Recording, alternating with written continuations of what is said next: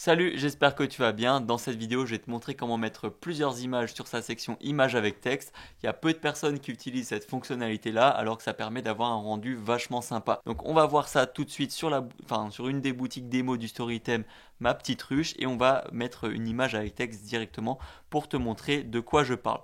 Donc là, on va tout en bas et on va ajouter une section images avec texte.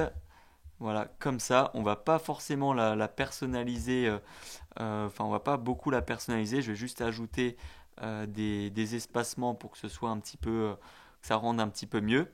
Je vais ajouter quand même une première image, mais je vais pas personnaliser le texte, ça va pas servir à grand chose ici. Donc là, on va mettre une image, on peut mettre quoi? On va mettre cette image là, ça me paraît pas mal. Voilà. Et on va essayer de cette fois-ci ajouter, on va juste mettre l'image ici, et on va essayer d'ajouter plusieurs images pour un rendu un peu mosaïque, comme j'ai sur la bannière ici, un peu de ce style-là. Donc du coup, ici, on va ajouter un bloc ici dans la section, donc on va ajouter le bloc image supplémentaire. Donc du coup, ici, pour l'instant, ça rend pas très bien, c'est normal, il faut qu'on ajoute une image en plus. Donc là, on va pouvoir ajouter...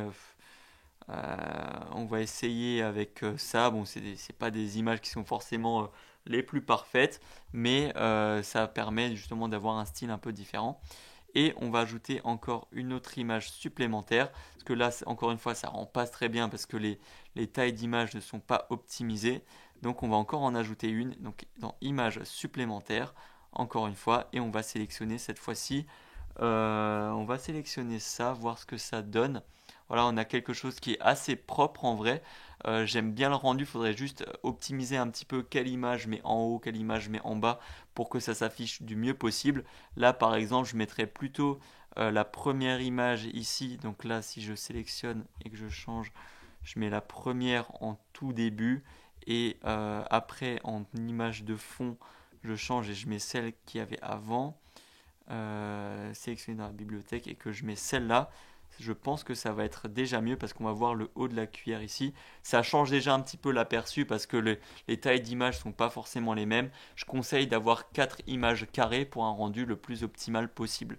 Donc là, selon un petit peu ce que tu mets, ça va permettre d'avoir un affichage différent et je trouve que ça peut être vraiment un plus si tu veux afficher plusieurs images. Donc là, on va juste essayer, j'ai quand même envie de voir avec 4 images carrées si j'en ai sur cette boutique là. En vrai, on va du coup changer celle-là. En vrai, on va mettre 4 fois la même image, comme ça je suis sûr de voir ce que ça donne. Et celle-là aussi. Donc là, c'est dommage que j'ai pas, j'ai juste des images d'avis là, mais c'est un peu dommage. Mais bon, là, ça rend déjà un petit peu mieux. Et je trouve ça cool. Donc, ouais, n'hésite pas à utiliser cette fonctionnalité-là. Ça permet de changer un petit peu d'affichage et de faire quelque chose qui se démarque un peu plus de ce qu'on voit d'habitude. Après, tu peux très bien créer ta propre image comme je l'ai fait ici, si tu veux vraiment placer comme tu veux chaque image de la manière dont tu le souhaites précisément. Mais si tu veux pas t'embêter et te casser la tête, cette fonctionnalité-là existe sur le Storytime, donc faut surtout pas hésiter à l'utiliser.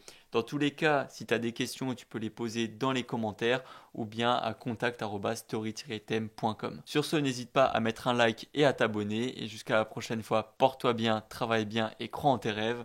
Ciao!